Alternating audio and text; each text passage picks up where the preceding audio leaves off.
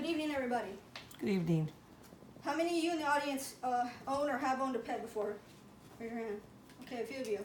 Now imagine him as happy as can be. And now imagine him abandoned at a shelter, alone and afraid. Neutering and spaying your pet is the first line prevention in adding to more helpless and poorly bred animals into the system and population. There are thousands of dogs being neglected, inbred, overbred, made as fighting dogs, and sent to kill shelters every day. When I got my dog neutered, when I first got my dog, I had intentions on breeding him one day, especially when people kept asking me if I wanted to breed him, because he was such a good-looking dog, especially from strangers on the street. I had him neutered last year because I could not stand the thought of adding to the overpopulation of dogs and him being at risk for cancer, especially with me having what's considered a dangerous breed or aggressive breed to some people, because he's a Rottweiler. I could not stand the thought of more puppies being sent to rescues or being bred as fighting dogs, especially one of his puppies. Neutering, excuse me. Neutering and spaying can prevent overpopulation, add to positive health benefits, and curb dominant behavior in your pet. Spaying and neutering can prevent a life of neglect and abandonment as well. Dog overpopulation has become a severe issue with the amount of breeding going on, especially in this country. There are a number of dogs being neglected every day. So I'm sure a lot of you have seen the Sarah McLachlan commercials with dogs being abandoned, them asking for donations, dogs out being mistreated and all that stuff, right? Yes. So that's the reality of overpopulation. There's so many dogs but not enough people to adopt them or take care of them. And even if that person does adopt that dog, a lot of people don't take the time or have the time to properly care for the dog, especially depending on what type of breed you have. If you have a more active breed, they need more exercise. If you have a working dog, they need to be worked, just like they were bred to do.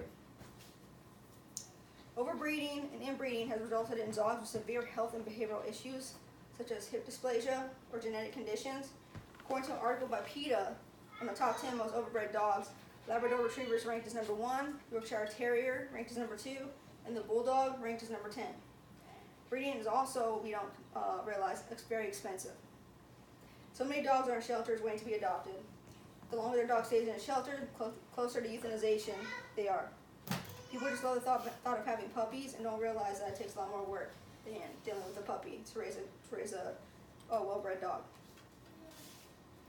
Some oppose neutering and spaying because they think it can contribute to diseases, but it actually has many health benefits that outweigh the negative. Spaying female dogs prevent uterine infection and cancer, and spaying before the first heat can help better prevent diseases.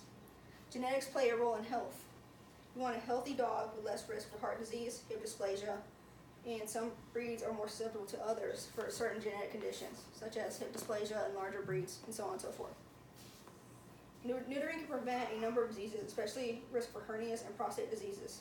Testicular tumors can be painful and costly. A condition called cryptocoid is when the testicle stays in the belly for male dogs and does not come down and has a high risk for becoming cancer. According to an article on the long-term health effects on neutering, Labrador Retrievers and Golden Retrievers were studied.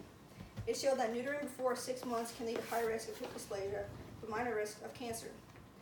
These negative side effects show that it's better to neuter your dog after the puppy stage because that is when they fully develop and the hormones fully develop in them, especially testosterone in males. Some dogs can become more aggressive and overly dominant than others, so than we would like them to be. Neutering or spaying can also curb dominant behavior. This is also subjective. It doesn't always happen in a lot of dogs, but I know it's happened in mine, and know it can happen in most dogs. Spayed female will not go into heat and try to find a mating partner, preventing unwanted pregnancies.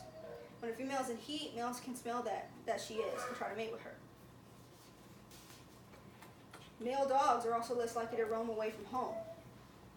So when they're intact, they'll try to go find a mate because that's nature again taking over. So they try to find a female to go mate with. When this happens, they're looking for a mate, and this can put him at risk for injuries or getting into fights with other males as well. According to the ASPCA's article on spaying and neutering, a neutered male is more likely to be well behaved. This can be less likely to mount other dogs, such as my dog as well. Before he got neutered, he was mounting other dogs, trying to be a little bit more dominant. After I got him neutered, I noticed a different change. He wasn't mounting other dogs, he was just playing. He still plays rough the way he is, but he has become less dominant over other dogs. Aggression or dominance can be prevented, as well as territorial marking. Dog overpopulation is something that is often overlooked with so many dogs in shelters. Health benefits such as decreasing cancer can allow our pets to live longer and fuller lives, and dominant behavior can also be prevented and reduced by neutering and spaying. Neutering and spaying has a significant amount of benefits that outweigh the negative. Alright, now I'm going to go get my dog.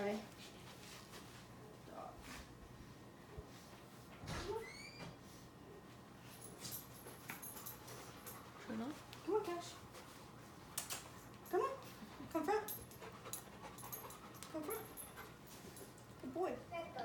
This is my dog, Cash. He was neutered last year in July.